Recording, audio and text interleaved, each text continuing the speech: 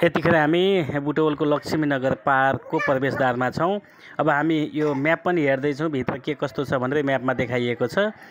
यो म्याप अनुसार हामी अब भित्र प्रवेश गर्दैछौँ। गेटमा आइपुगेका छौँ। अब हामी गेटको साइडबाट भित्र प्रवेश गर्छौँ र हेर्छौँ पार्कभित्र के कस्तो छ। हामी भित्र प्रवेश गरिसकेका छौँ।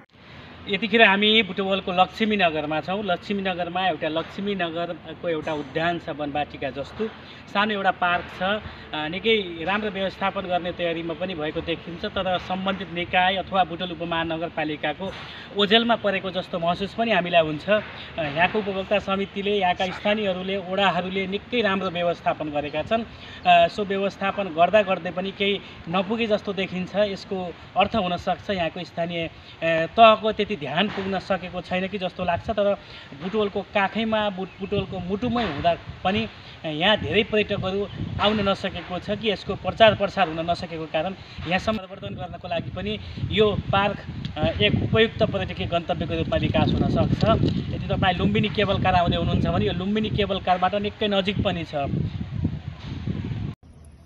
यतिखेर हामी लक्ष्मीनगरको पार्कमा छौँ। लक्ष्मीनगरको पार्क निकै व्यवस्थित पार्कको रूपमा पनि चिनिन्छ। यदि तपाईँ बुटवलको आसपासमा हुनुहुन्छ, बुटवलको आसपासमा घुम्दै हुनुहुन्छ भने एकचोटि आउनुहोस् लक्ष्मीनगरको पार्कमा।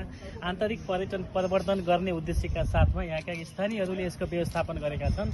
हामी अहिले यहाँ आइरहेका छौँ। बुटवलको पाल्पा रोडबाट करिब 1 किलोमिटर पनि छैन दूरी, तर यहाँ आइसकेपछि निकै शान्त, निकै रमणीय, पर्यावरणीय वातावरण पनि निकै उत्कृष्ट जस्तो देखिन्छ। निकै शान्त, यदि पिसफुल चाहनुहुन्छ भने यो लक्ष्मीनगरको पार्क तपाईँको लागि एकदम उपयुक्त गन्तव्य बन्न सक्छ।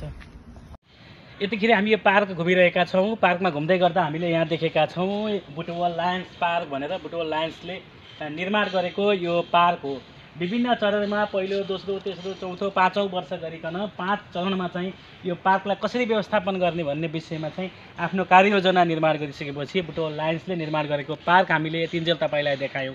तपाईँ हेर्दै हुनुहुन्छ बागलुङ कालिका अनलाइन टेलिभिजन। कस्तो लाग्छ लाइक, कमेन्ट, सेयर र सब्सक्राइब गर्न नभुल्नुहोला।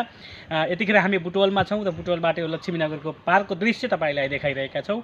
जे जस्तो लाग्छ प्रतिक्रिया दिनुहोला।